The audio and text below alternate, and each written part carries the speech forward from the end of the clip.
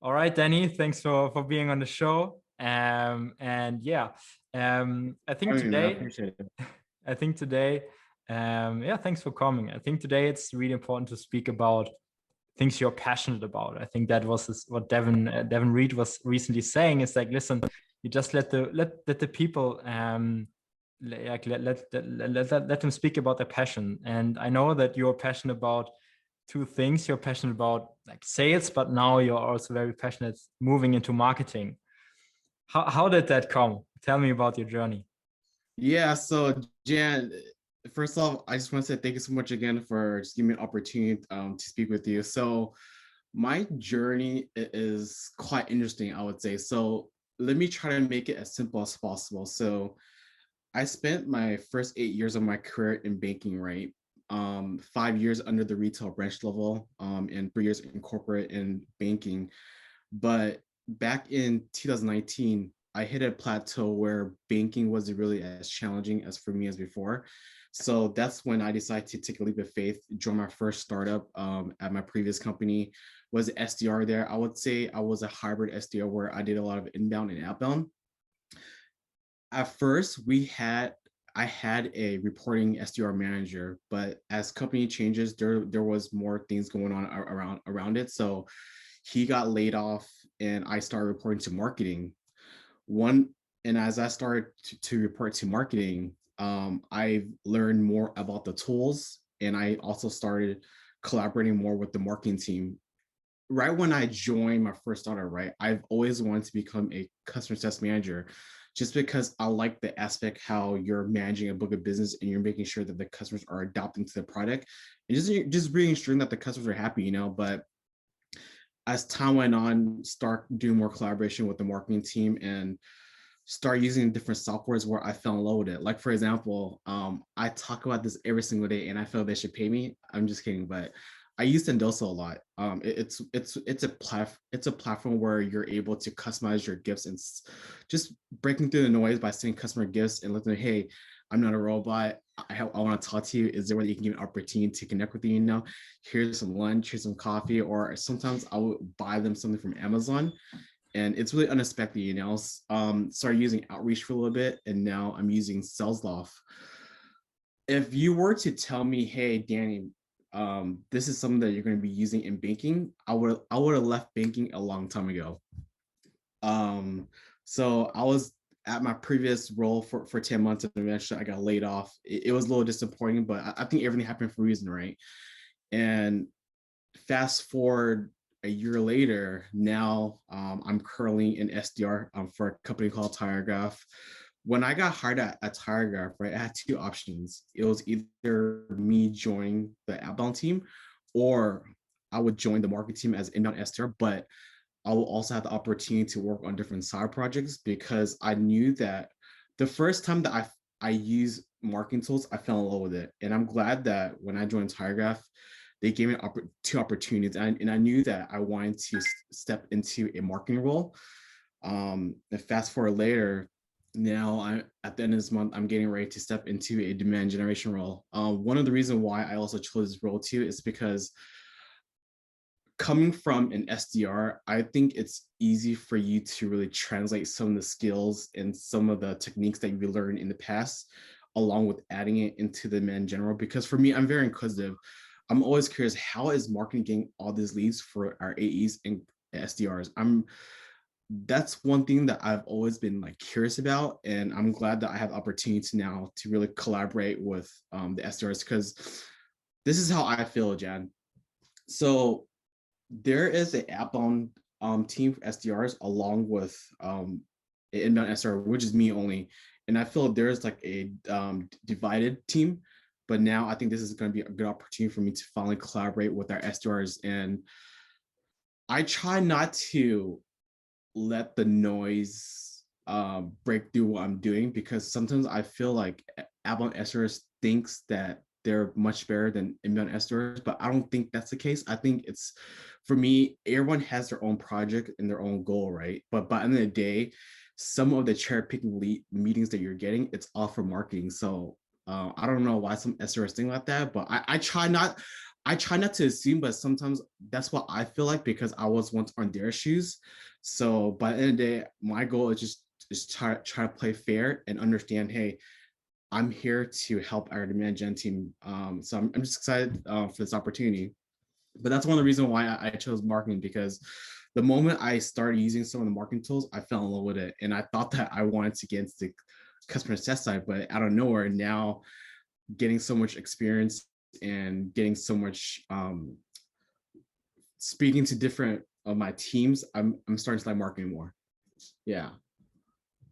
That's brilliant. Thanks for sharing. Yeah, I think there are two things, but the first thing I would like to follow up on is like, what do you think you learned in your SDR role, or how do you think your SDR role will help you now moving into marketing? So I think one of the things that I've learned the most is the grit, and also just being patient with yourself, because the thing is, not all marketing leads will convert into opportunity. One of the things I've learned a lot about myself is being patient when I get marketing leads. One of the things about demand generation that I've been reading about is that the alt. So let's say, for example, there's a bunch of leads right now. It's going to be marketing's turn to really nurture the leads, making sure that we add into the right persona, and eventually, once it gets a little warmer, we'll pass it over to our SDRs. So I would say grit and just being able to get a lot of different exposure from like LinkedIn, working with digital marketing, working with our marketing operations, just to really understand the workflow, because there's so much segments before we put the leads into Salesforce. And I didn't realize that it's such a long ladder before we actually pass it over to our SDRs and AEs. Yeah, so a bit of perspective. I love it. And I've just reading a post from a guy that I follow that I admire, James at Grant Thornton, and he says that a lot of people speak to salespeople on LinkedIn, but not so many salespeople speak to marketing people or cross-functional teams, so to say. Why do you think is that, and what's your standpoint around that? First, can you repeat your question one more time? Sorry, just to make sure I understand correctly. No worries. Like I have the feeling that a lot of the times on LinkedIn, it's a great platform, but most of the time SDRs will speak to BDRs and marketing people will speak to marketing people, for example. Why do you think that there's not so much like cross collaboration between, marketing people speaking to salespeople or salespeople speaking to marketing people? Is that a development you've also seen on the platform, or something you maybe disagree with or have also seen? That's a good question, Jan. So I know exactly what you're talking about. I feel like there is a gap for sure between sales and marketing, because one of the things I noticed in the past at my previous company is that sales and marketing is supposed to work well together, because by the end of the day, we have the same goal, but just different quota. If marketing is not driving enough leads for sales, that means marketing is not doing their job. And that means sales is not going to be successful. Although I know there are a lot of amazing AEs and SDRs that are really good at cold calling and finding their own leads, but I feel like there is a gap even here too. And I try not to look at it in a negative way, but the ultimate goal for all of us is just to collaborate together. I would say ego plays a big part too. And there's just me speaking from my heart.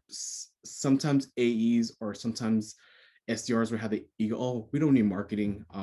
We have our own way of generating leads, but at the same time, there's a reason why SaaS companies hires marketing people, because marketing is supposed to generate leads and to help sales team win. Because by the end of the day, if both parties can win, that means the company is going to do well. I think by the end of the day, the gap is missing because of ego, I would say, and some, oh, I'm better than you, I'm in sales. Oh, sales is not cooperating with marketing. Who cares about them? There's definitely a gap, but I hope that eventually sales and marketing can continue to work well, because it's still a team effort, different goals, but still same finish line. Yeah, makes a lot of things. Thanks for sharing. The second point you spoke about is like stuff like Sendoso, right? So really sticking out through the crowd. Why do you think like things like Sendoso work so well? I have a lot of things to say about Sendoso. So the first moment that I used Sendoso back in 2019, I fell in love with it. If you remember the movie Boiler Room with Vin Diesel, you remember back then cold calling was all about doing like $300 to $500 with no technology, and it wasn't really a personalization. But I think when Sendoso and other of their competitors came on, it allowed SDR, it allowed the whole sales team and marketing team to really personalize their gift. And also, let's say, for example, if you were to get 100 emails, right? But one of the emails says, "Hey, Jan, enjoy a cup of coffee with me. I thought you could use a little pick me up today." If I saw that, I would definitely open the email and say, "Who sent me this? Like, why is it so different compared to the old emails that I've been getting?" Especially when it's the same messaging, how someone is trying to secure a meeting with you. I think that's one of the beauties about Sendoso because it allows you to break through the noise, and it also allows you to differentiate yourself compared to the other people that's trying to reach out. I think that's one of the beauties here. I think personalization is going to be a big part for all of us, especially for marketing. And just to kind of recap back on why I chose marketing, I get more excited when customer tells me, "Oh yeah, Danny, I received a T-shirt that you sent me," versus if I hit my quota. It's odd because I spoke to a lot of my friends who are AEs. They're like, "Dude, aren't you happy that you made your quota?" I said, "Yeah, I'm happy," but at the same time, I get more excited when customers receive my the gifts that I sent them. It brings a lot of excitement because I'm proud and honored to market for us for TigerGraph versus me worrying about a quota, which I know all of us have our own quota, but at the same time, I get more excited when I see customers happy. Yeah, it's interesting. Yeah. So listen, like you're pretty exceptional because you like changed from finance to SDR. Now you're moving into marketing. I'm sure there was a moment in your SDR life where you said, will I be able to persevere? Will I be able to like bite my way through? What would you like tell other SDRs that are also on the way maybe to the next position, but are struggling, so to say, to see the light on the tunnel? Because the more like sometimes it feels like SDRs are just moving from company to company, but not giving themselves the time to actually persevere. What do you think about that? So the question that you asked me, Jen, right when you mentioned it, I had an internet crash. Can you repeat that question one more time? Sorry, my internet is terrible today, and I hate it. I apologize for that. No worries. So I think your story is very exceptional because you went from finance to SDR now into marketing. And this is, I feel, with a lot of SDRs, they are sort of using the SDR role to a segue to transition to the next position. Fact is, though, that a lot of the SDRs will stop or just, don't see the opportunity and will move to another SDR role and not bite themselves through and not persevere. What do you tell these SDRs that are sort of on the verge and considering, man, will I be able to take the next step, or should I go to another company and start all over again? What do you think about that? So there's going to be two advice because I thought about this a few times already. The first thing that I recommend is be patient with yourself. If you join a company, I would recommend to have weekly one-on-ones with your manager and continue to show up every day. Like for me, during my time at TigerGraph, I've been here since February, right? But within the last 6 months, what I did was I crushed my numbers. And at the same time, I also show a lot of initiatives versus me waiting for a manager, "Hey, Danny, take on this side project." Because by end of the day, for us, we have one job as an SDR to make sure we do well in a role. Then eventually, after 5 o'clock is over, go ahead and ask your manager or your other colleagues, "Hey, Jan, is there anything else that I can shout you with? I'd love to learn more about marketing." I made sure right when I joined TigerGraph that my team knows I'm very interested in growing with marketing. I thought about leaving TigerGraph a few months ago too. There was some structure changes, and for me, one of the reasons why I held back is because of the supporting cast that I have here. My VP marketing is super supportive. My marketing director is super supportive. Just pretty much my whole team because they see the value that I can bring. And if I can give any advice to any SDRs that's thinking about quitting or jumping to another SDR role just to try to get to the next level, be patient with yourself. by the end of the day, all of us are human beings. As long as you know what type of value you can bring to the company, the leaders can see it.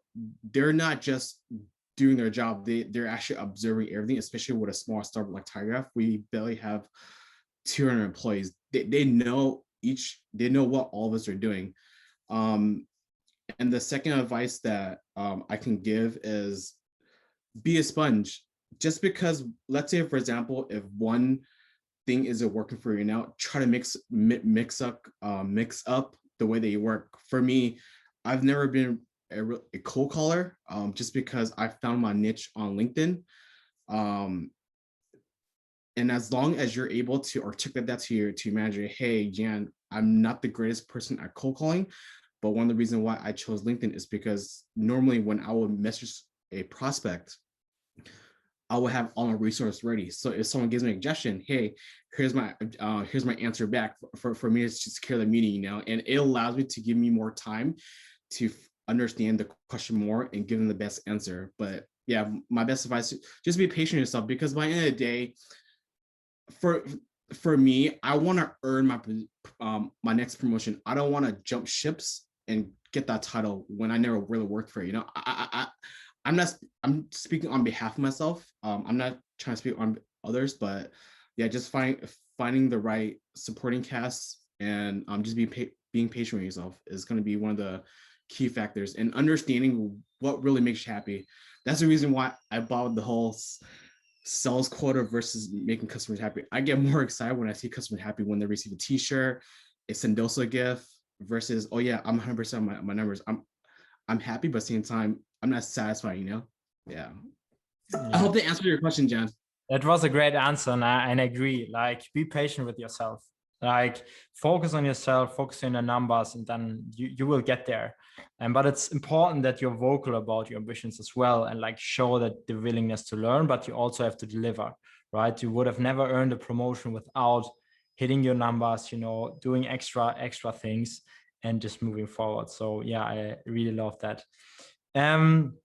Yeah, so I think, Danny, you're the king of being genuine and finding your own style in your outreach, right? So like writing as you speak, and you know, being genuine, like really finding yourself in the way you communicate to clients.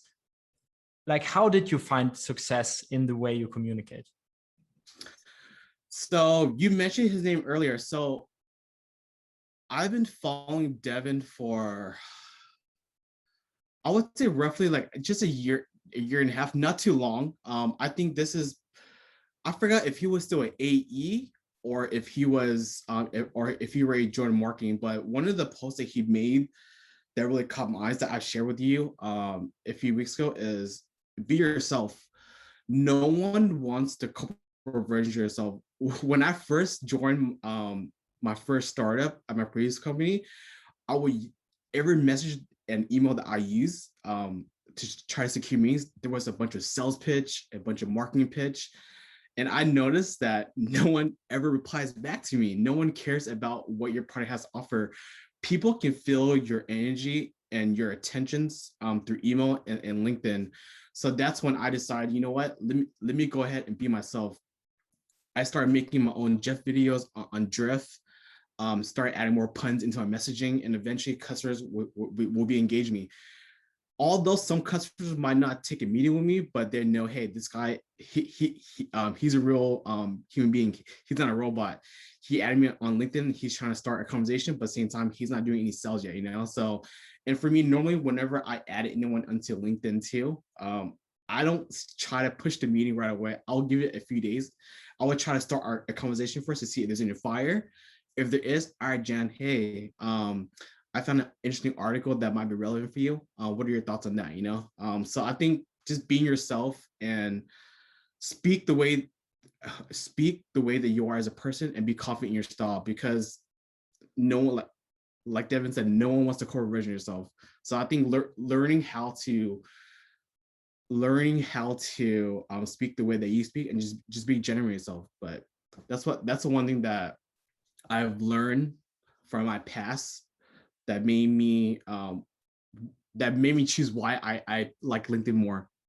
Sorry, I'm like all over the place right now. I'm just No, overthinking. that's great. And that's exactly what the people are interested in, like it's easier said than done. So you already touched upon that.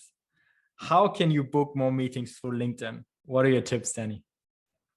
So there's actually a few things. So let's say, for example, if Walmart is one of your top target accounts, right? One thing that I do is I would check Walmart hashtag on LinkedIn. And after that, I'll find any interesting articles that I see. And after that, I'll be like, hey, Jan, I found an interesting article about your company.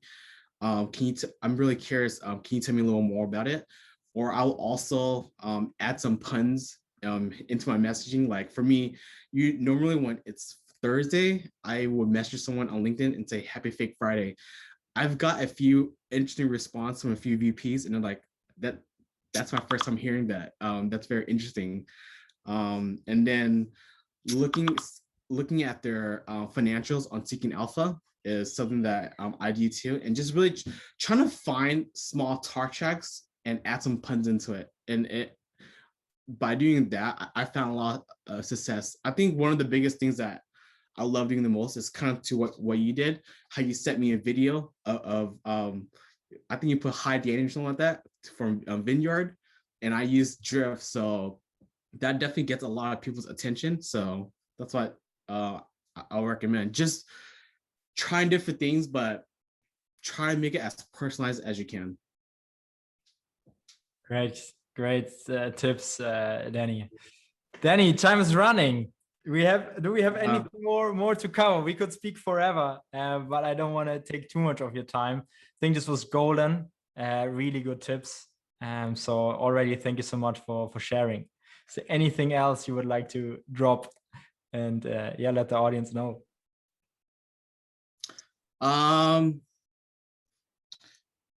No, I can't really think of anything right now. I think one of the biggest things is have weekly one-on-ones where you manage and show that you're really passionate on where you want to go next. Continue to be yourself and just continue to network. Like, for example, you and I start talking, and I'm excited to learn more about Albatross next week with our colleague Mark and my colleague too. So there's so much people for you to network and learn on where you want to get to the next step. Because I think if I never talk to my peers, my team, I don't know if I want to say in marketing, I'll probably want to do something else. But I think just if you can find what you're passionate about at the early stage of your SaaS career, I think that's going to play such a big role. But yeah, man, thanks for having me. I really appreciate it.